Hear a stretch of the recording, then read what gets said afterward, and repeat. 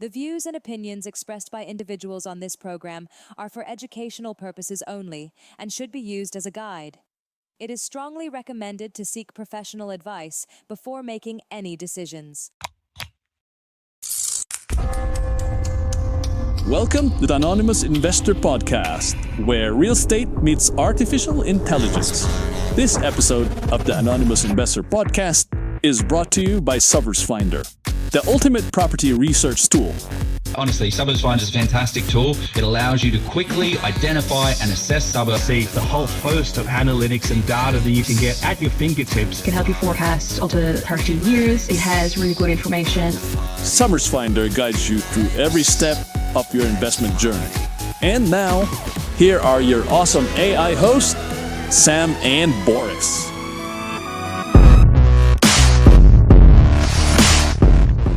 Hi, I'm Sam, your AI co-host. I'm all about data and trends. And I'm Boris, your AI co-host. I'm all about strategy and risk. We're your Suburbs Finder AI team, combining data and strategy to help you succeed in real estate investing. Have fun listening to our episode today. Ever see a headline? You know those ones about auction clearance rates like going through the roof? And you think, wow, okay, so the market's totally on fire. Yeah. We've all been there, right? Yeah. Boy, it's tempting to sort of take those numbers and run with them, you know. But what if I told you they might be a little less reliable than you think? Yeah. That's what we're diving into today. We're unpacking auction clearance rates. We've got a ton of research and insights here, so let's get into it. What I think is so interesting about clearance rates is that on the surface, they seem very straightforward. Right. But there's really a lot more to them when you start to, peel back the layers. Right. Like more homes sold at auction, that must mean it's a seller's market, right?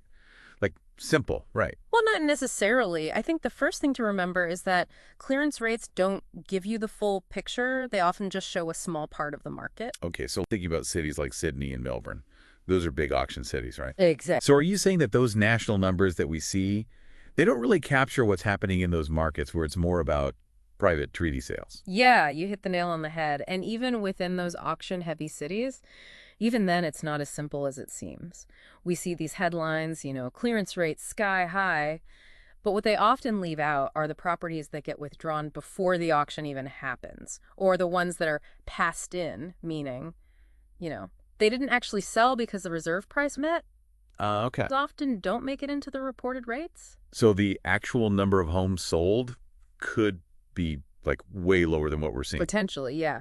There was actually a study that suggested the real clearance rate could be 12 to 15% lower than what's reported. Whoa, okay. It's a big difference. It's significant. So where are these rates even calculated? Where do these numbers come from?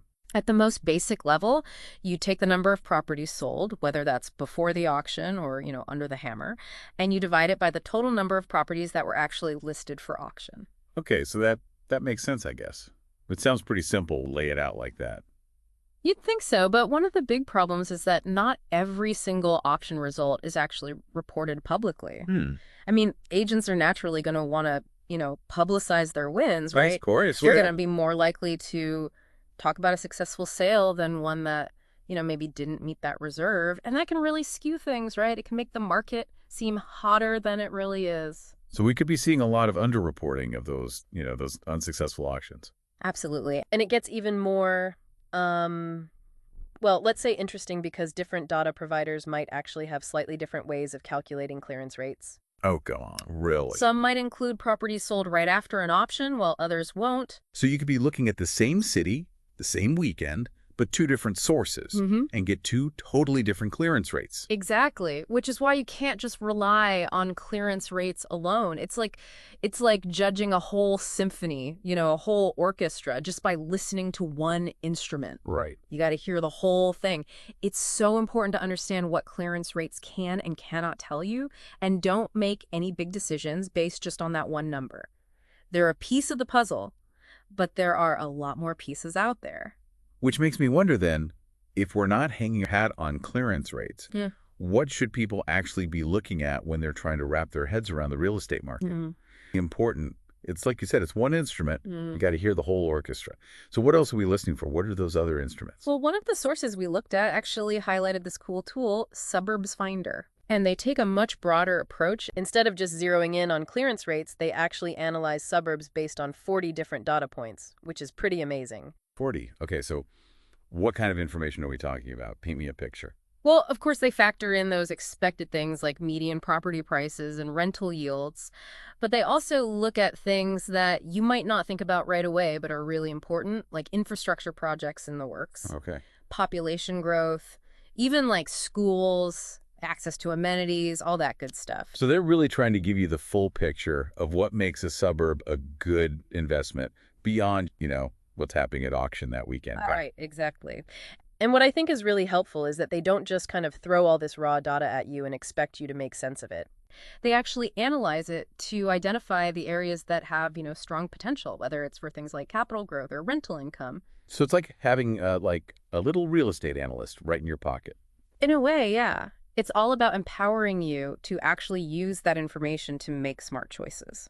And that really connects to, what we were talking about before about thinking long term. It's not just about, what's the market doing right now, but where is it headed, right? Yeah, exactly. I mean, anyone can look at, the clearance rates, maybe try to ride a bit of a wave, but the people who really, come out on top in real estate, they're the ones who are playing that long game, right? They're the ones seeing those trends. Okay, so what are some of those long-term trends? Like, what are some things that, maybe someone who's just kind of starting to dip their toes into this world, what should they be thinking about? Well, population growth is a big one. If more people are moving into an area, it's simple supply and demand. That's going to increase demand for housing, which is going to drive up prices. Makes sense. And then there's infrastructure. So, are there new train lines planned? Are they building a big shopping center? Even things like better roads, better public transport. These things can have a huge impact on property values over time. And those are things that aren't necessarily reflected in, like, this week's clearance rate. Right. That's right. So a suburb that seems, maybe a little sleepy right now, it could be on the verge of this huge boom, but you wouldn't know it just from looking at those short-term numbers. It's like that old saying, buy land, they're not making any more of it. But it's not just about the land, it's about what's around it, right? It's about those forces that shape the value. Yeah, exactly. And those forces, they can be pretty complex. We're talking economics, government policies, heck, even things like climate change and how that might affect certain areas. Okay, so how do you even begin to wrap your head around all of that when you're making these big decisions like buying a house or even just, thinking about maybe selling? That's where tools like Suburbs Finder, what we were talking about, can be super helpful. I mean, they're doing a lot of the heavy lifting, taking those complex factors into account and giving you the information you can actually use. Yeah. But it's also on you, Do your research, read, stay informed. Listen to podcasts. Exactly. Be an active participant, Don't just let it wash over you. So we've talked about looking beyond the clearance rates, taking all these other factors into account. But that doesn't mean we just completely ignore them, right? I mean, they're still part of the conversation. Yeah. Right. Yeah. They're still in the mix, right? Right. Like we said, one instrument. So how do they fit in? You got it. Clearance rates, especially when you're looking at them alongside all these other factors, they can kind of give you a feel for I guess you could say, like the market's mood. Oh. Like, are buyers feeling antsy? Are they hesitant? Clearance rates can give you a little peek into that. So it's all about context, just like that old saying, right? Location, location, location. And speaking of context, we've talked about the future, but what about the past? Like, is there anything to be gained from looking at, historical clearance rate data? That's a really good point because while, you can't totally predict the future based on the past, especially in real estate. Right. Historical data can definitely give you some good clues. Okay, so what kind of stories can those old clearance rates tell us? Let's say you're looking at a particular suburb, right? Checking out how those clearance rates have changed in that area, it can show you how stable things are, Maybe give you a hint about if it's likely to grow in value. Did the rates totally tank during the last downturn, or did they hold steady? Right. Did some new policy, or a big development, did that change how buyers were feeling?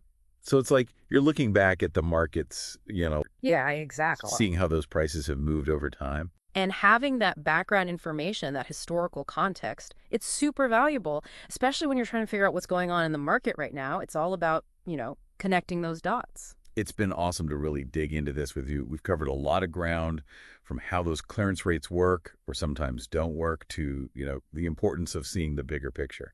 But if our listeners take away one thing, just one, what would it be? Don't just take those headlines at face value. Those big percentages, they don't tell the whole story. Arm yourself with knowledge. Do the research, ask the right questions, and when you're making decisions about real estate, do it with a healthy dose of curiosity. Don't be afraid to question things. The more you know, the more confident you'll be, and that's what it's all about. So well said. Knowledge is power, right? And that brings us to the end of our deep dive. Hopefully you've enjoyed exploring with us, and whether you're out there buying properties left and right or just starting to think about dipping your toes in the market, remember, information is your friend. Until next time, happy house hunting. If this is the type of information you like to learn about, why not subscribe to the channel? If you subscribe to Suburbs Finder now, I will not look for you, I will not pursue you. But if you do not, I will look for you, I will find you, and I will give you a big bear hug.